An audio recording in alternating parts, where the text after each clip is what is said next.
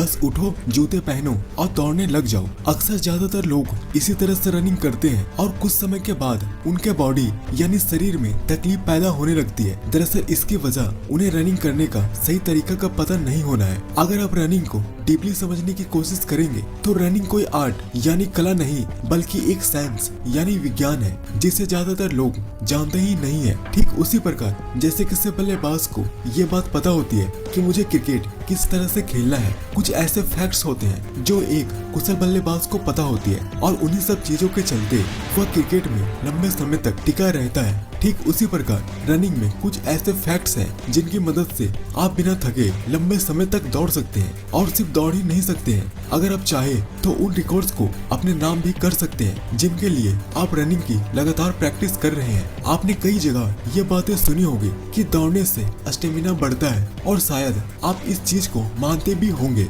जो कि सच भी है। लेकिन क्या आपको पता है कि रनिंग से सिर्फ आपका स्टेमिना ही नहीं बढ़ेगा बल्कि आपके शरीर में ऐसे ऐसे गजब के चेंजेस यानी परिवर्तन भी आएंगे जिसके बारे में अभी आप अंदाजा भी नहीं लगा सकते हैं। स्टेमिना बढ़ाना रनिंग का सिर्फ एक छोटा सा पार्ट है। तो दोस्तों ये वीडियो आपके जिंदगी की सबसे स्पेशल वीडियो होने वाली है, इसलिए इस वीडियो को शुरू से लेकर एकदम लास्ट तक देखना, क्योंकि इस वीडियो में जो बातें मैं आपको बताने वाला हूँ वह कोई साधारण बात नहीं है और आपको कम से कम अपने शरीर के लिए इन बातों का पता होना जरूरी है। तो चलिए वीडियो को शुरू करते हैं। फैक्ट नंबर 1, क्या आप उसेन बोल्ट को जानते हैं? इन्हें वर्ल्ड यानी दुनिया का सबसे तेज दौड़ने वाला इंसान माना जाता है। इन्होंने 3 ओलंपिक्स में 8 गोल्ड मेडल अपने नाम किए हैं और सिर्फ इतना ही नहीं, 2008 से सभी ओलंपिक्स के 100 मीटर और 200 मीटर रेस में जीतकर वर्ल्ड रिकॉर्ड बना चुके हैं। इन्होंने रनिंग करने के बहुत ही इंटरेस्टिंग फैक्ट्स बताए हैं और साथ ही उन्होंने ये भी बताया है कि फाइनल रेस में आपको क्या सोचना है जिससे आपके रेस में जीतने के चांसेस ज्यादा हो। तो पहले हम जानते हैं कि रनिंग का सही तरीका क्या है। Position of head, hands and shoulders यानी आपके सर, हाथ और कंधे की स्थिति।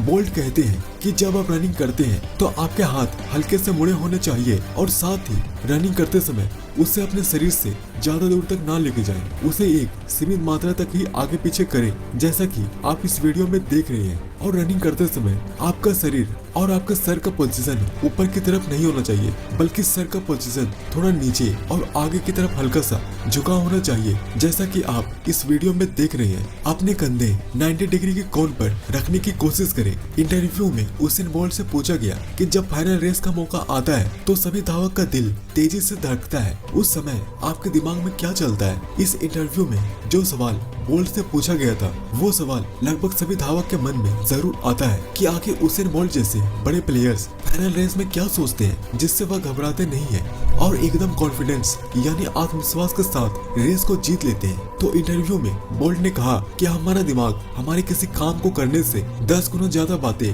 पहले ही सोच लेता है, यानी आप जिस काम को करना चाहते हैं उससे रिलेटेड आपके ब्रेन में 10 और बातें ऑटोमेटिक ही आ जाती है, जिससे ज्यादातर लोग घबरा जाते हैं। तो रेस जैसे जगहों में बोल्ट कहते हैं कि मैं उस समय रैंडम बातों के बारे में सोचने की कोशिश करता हूँ कि जैसे रात में मैं खाना क्या खाऊंगा, आज मुझे किससे मिलना है, आज मेरा डाइट प्लान क्या होगा, एटसेट्रा एटसेट्रा। इस तरह से आपके ब्रेन का संतुलन बना रहता है और आप बिना घबराए उस काम को कर लेते हैं। Fact number 2, correct breathing techniques यानी सांस लेने की सही तकनीक। दोस्तों नॉर्मली जब हम सांस लेते हैं तब हम अपने फेफड़ों के ऊपरी हिस्सों का इस्तेमाल करते हैं और जिससे हमारे बॉडी यानी शरीर को सही मात्रा में ऑक्सीजन मिल जाता है, जिससे शरीर की सभी एक्टिविटी यानी क्रियाएं आराम से होती है। जबकि हमारी फेफड़ों की ऑक्सीजन को स्टोर करने की कैपेसिटी लगभग 6 लीटर तक होती है। नॉर्मली हम आधा लीटर ही ऑक्सीजन लेते हैं और आधा लीटर कार्बन डाइऑक्साइड छोड़ देते हैं, यानी कि जितना गैस हमने शरीर के अंदर लिया उतना ही गैस हमने अपने शरीर से बाहर छोड़ दिया। तो इस स्थिति में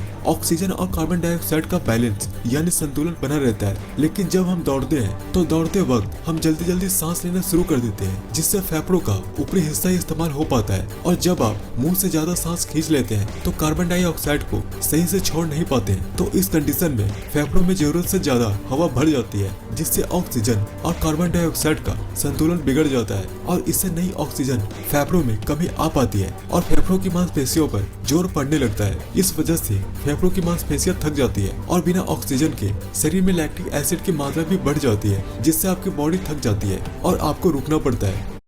इस हफ्ते ड्रीम 11 लखपति और लंबा लेना है, जिससे ऑक्सीजन की मात्रा हमारे शरीर में ज्यादा जाए और हम एक ही सांस में 5 से 6 कदम तक दूरी तय कर सके। दोस्तों, जितना अच्छे से सांस लेना जरूरी है उतने ही अच्छे तरीके से सांस को छोड़ना भी जरूरी है। तो आप जितनी सांस ले उतनी ही सांस छोड़ दे और फिर बाद में नई सांस ले। हमारे सांस लेने की स्पीड हमारी दौड़ने की स्पीड पर डिपेंड यानी निर्भर करती है। तो अगर आप धीरे दौड़ रहे हैं तो सांस लेने का स्पीड भी कम होनी चाहिए। वहीं इसके उल्टा अगर आप तेज दौड़ रहे हैं तो आपके सांस लेने की स्पीड भी तेज होनी चाहिए। फैक्ट नंबर 3, पैरों की अवतरण। दोस्तों, इसे रनिंग का एक अहम हिस्सा माना जाता है। ज्यादातर लोगों का रनिंग को लेकर ये सवाल होता है कि पैरों को जमीन पर लैंड कराते वक्त पैरों की लैंड पंजों के बल होनी चाहिए या हील के बल। ज्यादातर लोग रनिंग करते वक्त अपने हील यानी एड़ी को जमीन से छूते हैं, लेकिन ये पैरों की लैंडिंग कराने का सबसे गलत तरीका है, क्योंकि हील से जमीन पर छूने की वजह से शरीर का सारा वजन आपके घुटनों पर आता है और अगर आप लंबे समय तक इसी तरह से रनिंग करते हैं तो आपके घुटनों में परेशानियां आ सकती है। इसलिए कोशिश करें कि आपका पैर एकदम सीधा जमीन पर लैंड हो। ऐसा करने से शरीर के सभी हिस्सों पर एक समान दबाव पड़ता है और आपके घुटनों में किसी तरह से कोई समस्या नहीं होती है। और साथ ही सीमेंटेड रोड पर ना दौड़े, क्योंकि सीमेंटेड रोड बहुत ही ठोस होते हैं और इसकी ठोस होने की वजह से इसका प्रभाव सीधा आपके घुटनों पर पड़ता है और आपके घुटनों में परेशानियां आ सकती है। फैक्ट नंबर 4, रनिंग में सबसे ज्यादा बल या जोर आपके पैरों पर पड़ता है। इसलिए यह जरूरी है कि आपको अपने पैरों पर विशेष ध्यान देना चाहिए, यानी आपको अपने पैर को मजबूत बनाने के लिए एक्सरसाइज करना चाहिए, जिससे दौड़ते समय आपके पैर में किसी तरह की दिक्कत ना आए। और इसके लिए कुछ एक्सरसाइज है जिसे आपको करना चाहिए, जैसे back squat, front squat, walking lunges, reverse lunges etcetera etcetera. इन एक्सरसाइज को अगर आप पहली बार करोगे तो आपको फील होगा कि ये काफी हार्ड एक्सरसाइज है, लेकिन इससे घबराने वाली कोई बात नहीं है और इसे आपको रेगुलर करते रहना है। और इन एक्सरसाइज की टाइमिंग को भी आपको धीरे धीरे बढ़ाते जाना है। इन एक्सरसाइज को आपके लेग्स के लिए काफी अच्छा माना जाता है। इन तरीकों से आपके लेग्स बहुत ही जल्दी मस्कुलर बन जाते हैं। फैक्ट नंबर 5, तो दोस्तों, जब आप अपना स्टेमिना बढ़ाने के लिए इतना सब कुछ कर रहे हो तो ये भी जरूरी है कि आपको अपने डाइट यानी आप अपने दिन भर के खान पान पर पे ध्यान दें, क्योंकि ऐसा कई बार होता है कि जब आप छोटा से छोटा एक्सरसाइज भी करते हैं तो बस 5 से 10 मिनट में ही आपको ऐसा लगता है कि यार अब मेरे बस की बात नहीं है। तो इसकी केवल एक ही वजह होती है और वह वजह आपके बॉडी यानी शरीर में इंडोरेंस यानी सहनशीलता का कम होना, या दूसरे शब्दों में कहूँ तो आपका रोज का खराब डाइट प्लान है। तो अभी मैं आपको जिन खानों के बारे में बताने जा रहा हूँ उसे आपको रोज के डाइट प्लान में शामिल करना है। इससे आपका स्टेमिना तो बढ़ेगा ही, साथ ही साथ आपके शरीर में और भी कई गजब के चेंजेस आपको देखने को मिलेंगे। मैं आपको 3 खानों के बारे में बताने जा रहा हूँ जिसे आपको अपनी डाइट में रोजाना शामिल करना है। अगर आप इन खानों को लगातार 1 मंथ तक फॉलो करते हैं तो इससे आपका स्टेमिना बहुत ज्यादा बढ़ जाएगा। तो इसमें से सबसे पहला चीज जो आता है वह है ग्राम यानी कि चना। चना में भरपूर मात्रा में प्रोटीन होती है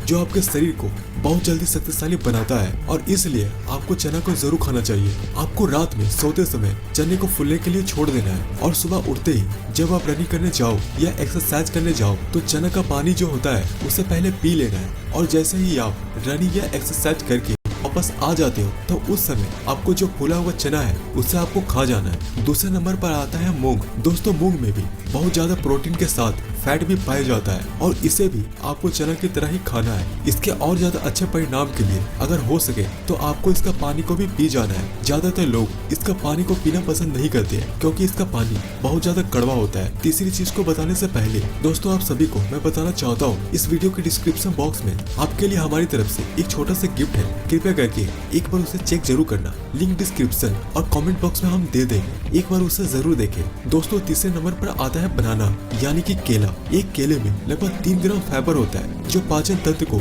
ठीक करने में मदद करता है। केले में विटामिन ए, विटामिन बी और मैग्नीशियम मिलता है। इसके अलावा विटामिन सी, पोटेशियम और विटामिन B6 भी होता है। केले में 64.3% पानी, 1.3% प्रोटीन, 24.7% कार्बोहाइड्रेट पाया जाता है। यह सभी तत्व एक स्वस्थ शरीर के लिए जरूरी होता है। तो दोस्तों, आपको ये वीडियो कैसे लगी?